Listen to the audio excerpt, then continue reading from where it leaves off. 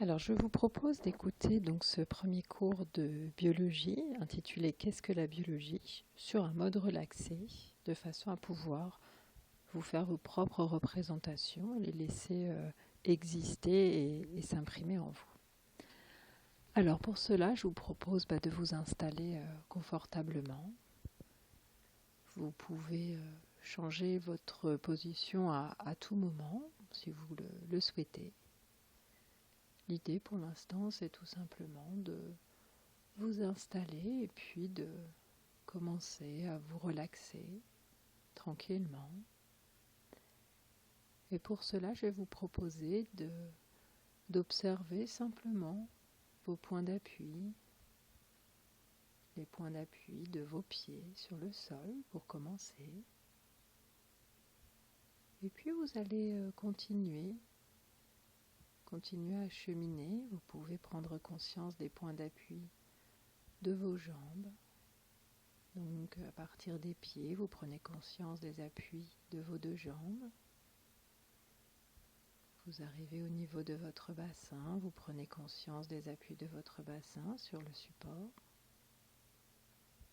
Et du bassin, pareil, vous élargissez votre aperçu des appuis à l'ensemble du tronc. Vous prenez conscience donc des appuis qui existent au niveau de l'ensemble de votre tronc, donc du bassin jusqu'aux épaules. Vous avez donc conscience des appuis de la région du tronc et à partir de là, vous allez glisser le long des bras et prendre conscience des appuis de vos bras sur le support. Conscience des différents points d'appui de vos bras jusqu'au niveau de vos mains et de vos doigts.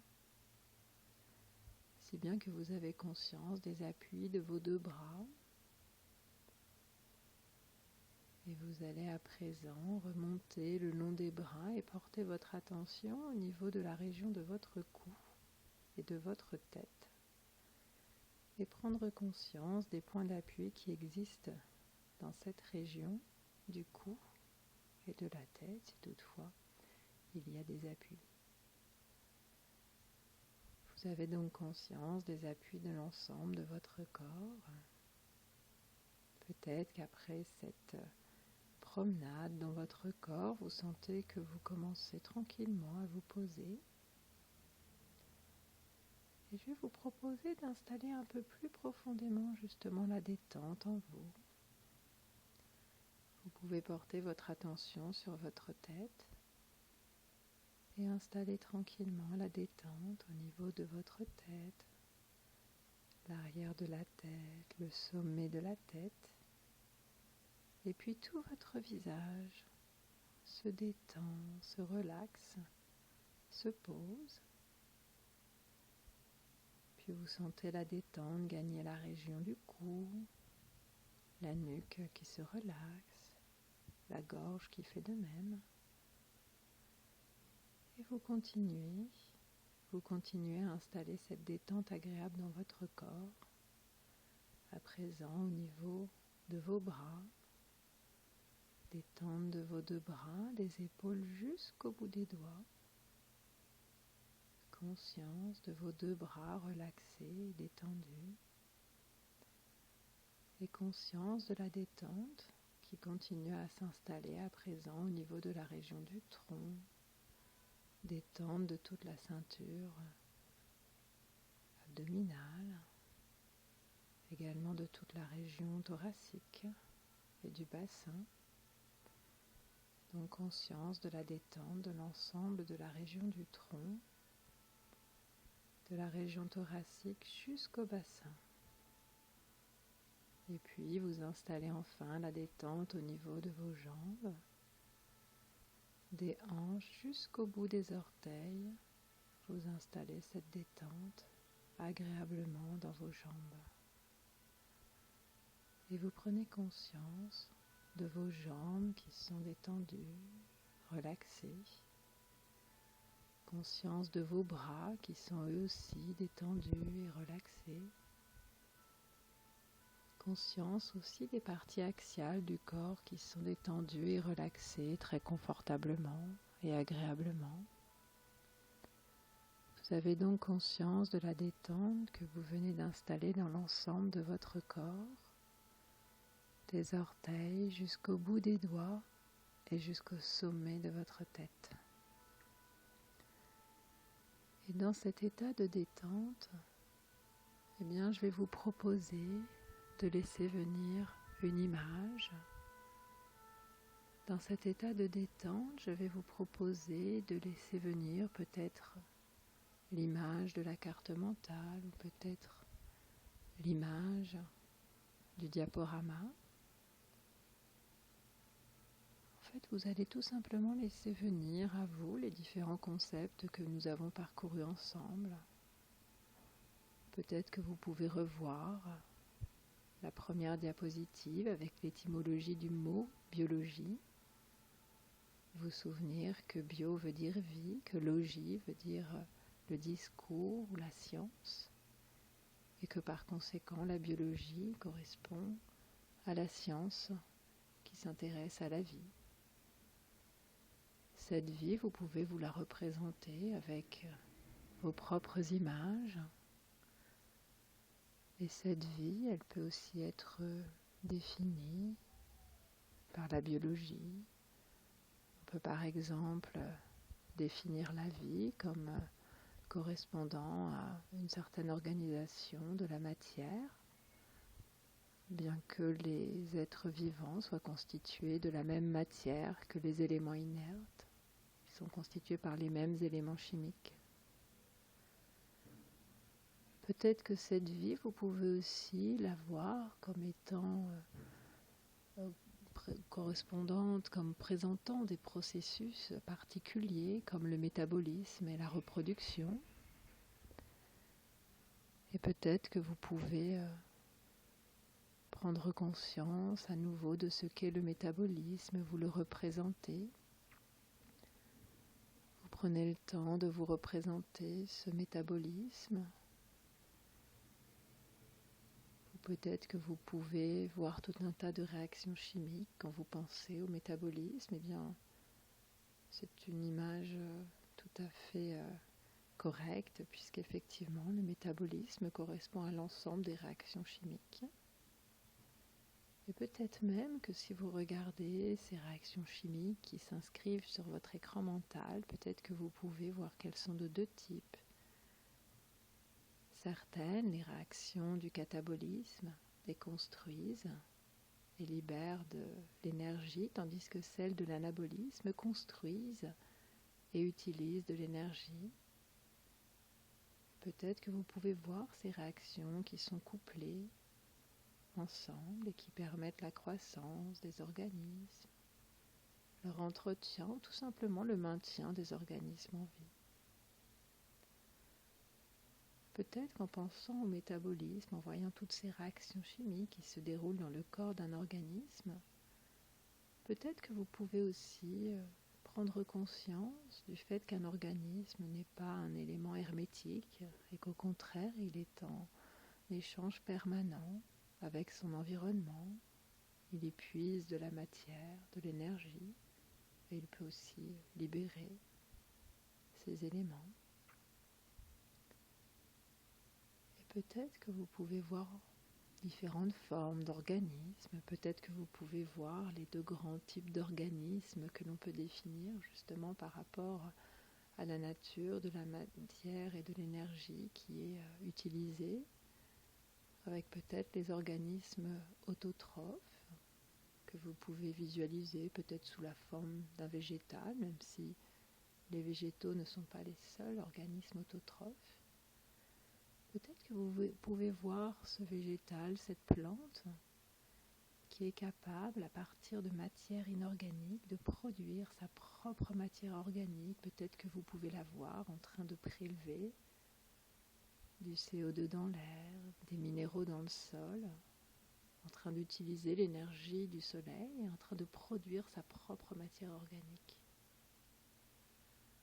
Et maintenant, si vous focalisez votre attention sur un organisme non pas autotrophe mais hétérotrophe, peut-être que vous pouvez voir cet organisme qui va puiser de la matière organique pour fabriquer sa propre matière organique qu'il puise et dans laquelle il va aussi pouvoir tout simplement trouver son énergie. Donc vous prenez conscience de ces images associées aux autotrophes et aux hétérotrophes. Et qu'il s'agisse de l'un ou l'autre type d'organisme, vous constatez toujours que ces organismes échangent avec l'environnement, qu'il existe un équilibre subtil, un équilibre dynamique entre ces organismes et leur environnement, et à l'intérieur des organismes eux-mêmes, un équilibre dynamique qui peut être imagé avec une image que je vous ai proposée, qui est l'image du funambule, qui reflète parfaitement cet équilibre dynamique qu'on appelle l'homéostasie. Donc vous pouvez visualiser cette homéostasie, le fait que les organismes gardent une certaine constance grâce à des mécanismes d'autorégulation qui vont permettre toujours de garder cette constance alors que tout un tas de réactions biochimiques se déroulent en eux, alors qu'ils sont en train d'exercer des échanges avec l'environnement, un environnement qui lui-même change. Donc vous avez pris conscience de ce processus qui caractérise la vie, le métabolisme, et je vous propose de prendre conscience du deuxième processus évoqué qui est la reproduction.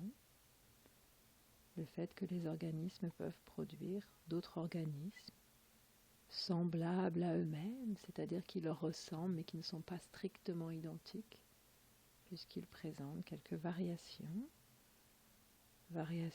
qui s'inscrivent justement dans le cadre de l'évolution. Alors vous pouvez continuer à visualiser ces organismes et peut-être que vous pouvez vous amuser à faire comme Hooke ou comme von Leeuwenhoek au XVIIe siècle. Peut-être que vous pouvez vous munir d'un microscope et observer au microscope ces organismes et constater qu'ils sont constitués de cellules. Les cellules, ces espèces de petites cases, les cellules qui forment l'unité fondamentale du vivant.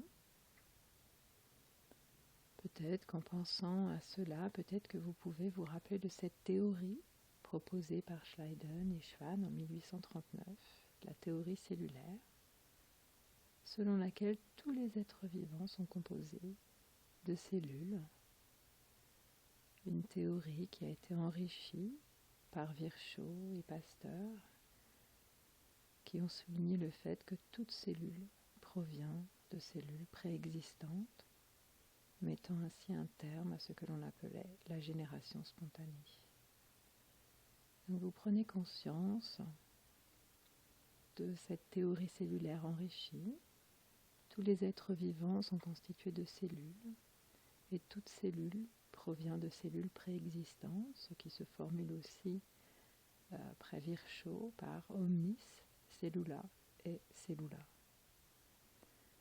Et donc vous pouvez voir une cellule et la voir comme une unité structurale du vivant, une unité fonctionnelle du vivant, une unité reproductrice du vivant. Et bien sûr, les cellules sont elles-mêmes constituées d'éléments, de molécules. Vous pouvez visualiser d'une manière ou d'une autre ces molécules comme bon vous semble. Ces molécules qui représentent le niveau moléculaire auquel s'attachent les biochimistes, les personnes qui font de la biologie moléculaire ou encore de l'enzymologie. Et puis à nouveau, vous pouvez quitter ce niveau des molécules pour aller à un autre niveau d'organisation du vivant, le niveau de base, retrouver tout simplement la cellule étudiée par la biologie cellulaire. Et puis vous pouvez changer de niveau, des cellules vous passez aux tissus, étudiés en histologie. Des tissus vous passez aux organes, puis aux appareils, encore appelés systèmes, et puis à l'organisme. Organes, puis appareils au système, puis organismes qui sont étudiés en anatomie, en physiologie. Et vous pouvez prendre conscience du fait que les appareils au système vont constituer l'organisme lui-même, que les organismes vont constituer les populations, puisqu'ils échangent entre eux, et que ces populations s'inscrivent dans des écosystèmes, constituent ces écosystèmes, puisque, comme nous l'avons dit, les organismes échangent avec leur environnement. Vous pouvez penser à l'écologie ou encore à la biologie des populations, qui sont des disciplines qui s'intéressent à ces niveaux. Et puis vous pouvez peut-être penser à d'autres disciplines qui inscrivent les êtres vivants dans le temps, comme l'embryologie, la paléontologie ou encore l'évolution. Et vous prenez conscience du fait que tous ces niveaux sont intéressants, ce sont des façons un peu de structurer le vivant pour aussi tenter de l'organiser, de le comprendre. Et vous pouvez vous rappeler peut-être l'exemple du sceau de la grenouille et le fait que chaque biologiste aura des éléments à apporter pour comprendre le sceau de la grenouille.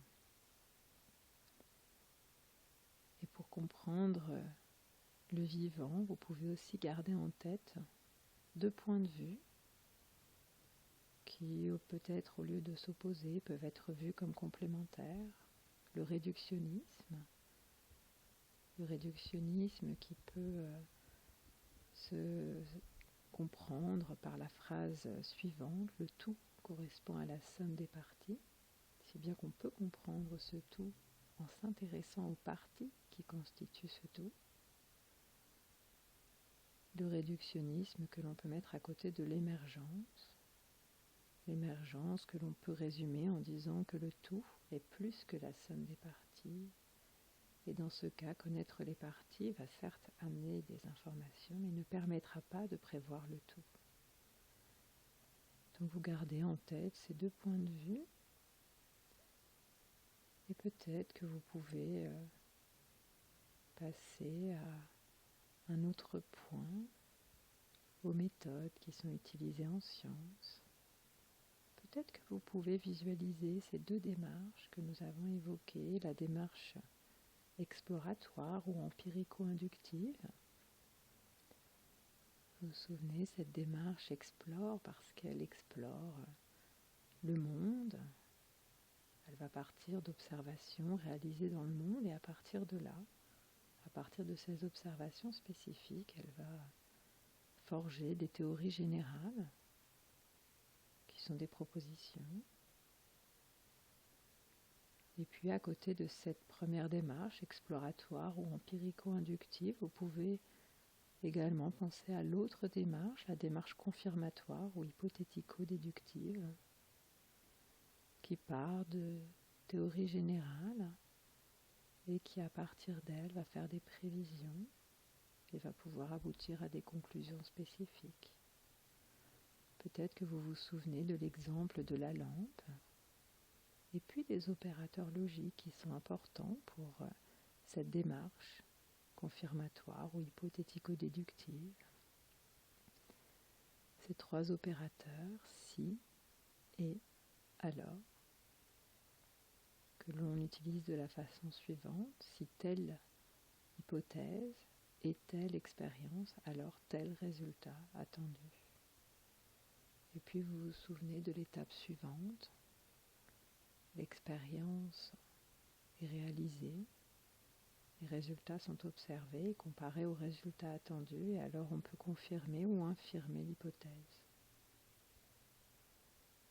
Peut-être que vous vous souvenez aussi des remarques évoquées, le fait qu'il est mieux d'avoir plusieurs hypothèses pour ne pas se lancer dans une quête de preuves, qu'une hypothèse, même si elle est confirmée dans un cadre expérimental donné, ne sera jamais acceptée comme une vérité.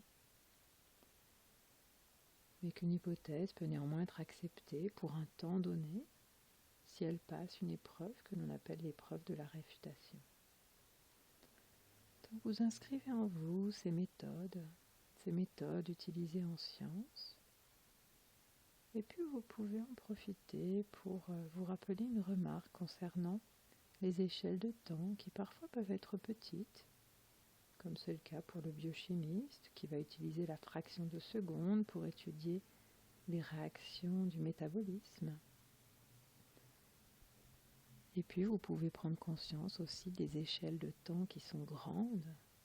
Ce sont celles utilisées par les paléontologues, par exemple, qui vont travailler avec des millions d'années. Et puis, après avoir pris conscience de ces échelles de temps, peut-être qu'à nouveau, vous pouvez revoir un organisme, des organismes, et prendre conscience de la diversité des organismes, ce que l'on appelle assez classiquement la biodiversité. Vous rendre compte qu'elle est très importante, qu'une petite partie a été décrite, à peu près 2 millions d'espèces ont été décrites, mais il y en a énormément, peut-être 8, peut-être 80 millions, peut-être plus, qui n'ont pas encore été décrites.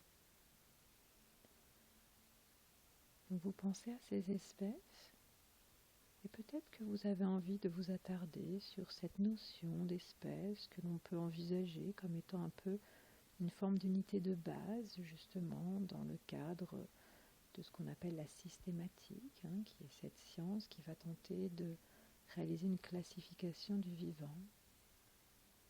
Donc vous prenez conscience de cette notion d'espèce, qui est ce que l'on peut appeler un taxon de base, qui est un concept aux facettes multiples, pour lequel nous avons donné une définition qui correspond à la définition de l'espèce biologique. Donc vous prenez conscience de cette notion d'espèce, l'espèce biologique, dont la définition se base sur le critère d'interfécondité qui date des années 1940 et qui a été proposé par Ernst Mayr. Donc vous prenez conscience de ce que cela signifie, le fait que des organismes qui appartiennent à une espèce donnée vont pouvoir se reproduire entre eux et donner naissance à une descendance fertile, et le fait que ces organismes sont tout simplement isolés d'un point de vue reproductif des autres espèces. Et puis en pensant justement aux espèces, peut-être que vous pouvez penser à la façon de nommer les espèces et repenser alors à la nomenclature binominale proposée par Linné en 1758. Peut-être que vous pouvez voir les deux noms qui nomment une espèce, le premier mot qui est le nom de genre, le deuxième mot qui est le nom d'espèce, comme dans le nom de notre propre espèce, Homo sapiens. Et puis peut-être que vous pouvez penser que nous, Homo sapiens, nous avons eu toute une histoire. Peut-être que vous pouvez voir justement cette histoire sous forme métaphorique, peut-être sous la forme d'un arbre. Et peut-être que le fait de voir cet arbre vous fait penser à la classification actuelle qui tente justement de refléter les relations de parenté qui existent entre les êtres vivants. Donc vous visualisez cette classification, ces relations de parenté entre êtres vivants, puis vous remontez vers la racine de cet arbre, cette sorte d'arbre généalogique, et vous pouvez observer la première ramification avec 3 branches, celle des bactéries, celle des archées et celle des eucaryotes. La branche des eucaryotes dans laquelle nous nous situons. Peut-être qu'en remontant justement sur cette première ramification, vous pensez à l'origine de la vie. Alors peut-être que justement vous pouvez visualiser l'apparition de la Terre il y a 4,6 milliards d'années, sur cette terre, des éléments inertes, et puis à un moment donné, la vie qui va apparaître avec la première cellule. Cette première cellule qui va donner naissance à tout un tas de lignées dont la plupart sont éteintes. Et peut-être que vous pouvez aussi visualiser un élément vivant qu'on peut nommer Lucas, qui est le dernier ancêtre commun à tous les êtres présents actuellement, le dernier ancêtre commun, qui correspond à une population, correspond à tout un ensemble en fait de cellules. Et donc vous pouvez voir cette histoire de la Terre, et puis cette histoire de la vie qui est apparue il y a 3,5 milliards d'années. Et donc vous pouvez peut-être penser à la définition de la vie, la matière avec son organisation particulière, deux processus, le métabolisme et la reproduction, la cellule, qui est l'unité fondamentale du vivant. Et peut-être que vous vous interrogez concernant certains éléments, certaines entités qui sont ce que l'on appelle les virus, et vous demandez la question, est-ce qu'il s'agit d'êtres vivants ou pas? Et constatez que finalement on se trouve avec ces éléments, les virus, dans un espace, dans une sorte de zone nébuleuse que l'on peut situer entre l'inerte et le vivant. Et donc à nouveau, vous pouvez prendre du recul sur votre écran mental, vous pouvez voir tous ces organismes, vous pouvez voir tous ces éléments que nous venons de visualiser à nouveau avec votre propre organisation, avec vos propres représentations. Et puis vous laissez tout simplement tous ces éléments s'inscrire en vous, doucement mais sûrement.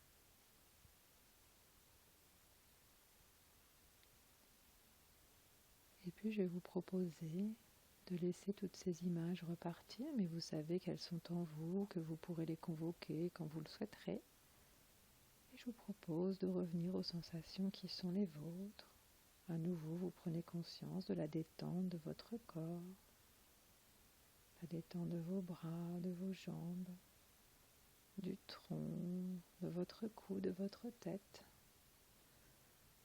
Vous prenez conscience donc de toutes ces sensations agréables de détente, et puis peut-être que vous pouvez aussi retrouver les points d'appui de votre corps, les appuis de vos bras, de vos jambes, les appuis des différentes parties du tronc. Et puis je vais vous proposer tout simplement de vous rediriger vers votre état d'éveil habituel. Donc à nouveau, vous allez revoir la pièce dans laquelle vous vous trouvez. Vous avez peut-être toujours les yeux fermés, mais vous revoyez la pièce dans laquelle vous êtes. Vous sentez que le fait de revoir la pièce vous permet de retrouver votre énergie d'éveil. Vous allez aussi réentendre l'environnement sonore de la pièce dans laquelle vous êtes, et ça aussi, vous sentez que ça vous permet de remonter, de retrouver progressivement votre état d'éveil, et peut-être que vous avez envie de vous étirer en remuant les doigts de pied, en remuant les mains. Vous pouvez vous étirer autant que vous le souhaitez de façon à retrouver votre tonus d'éveil, et puis vous pouvez faire aussi des grandes respirations profondes et toniques de façon à retrouver toute cette énergie d'éveil. Vous pouvez bien sûr faire des respirations sonores en inspirant et puis en expirant, en faisant du bruit. Si vous le souhaitez, vous pouvez renouveler de cette façon ces grandes respirations pour retrouver tout votre dynamisme d'éveil. Et je vous laisse terminer ce retour à l'éveil. Et vous pourrez réécouter cette séance si vous le souhaitez ou simplement y repenser. À bientôt.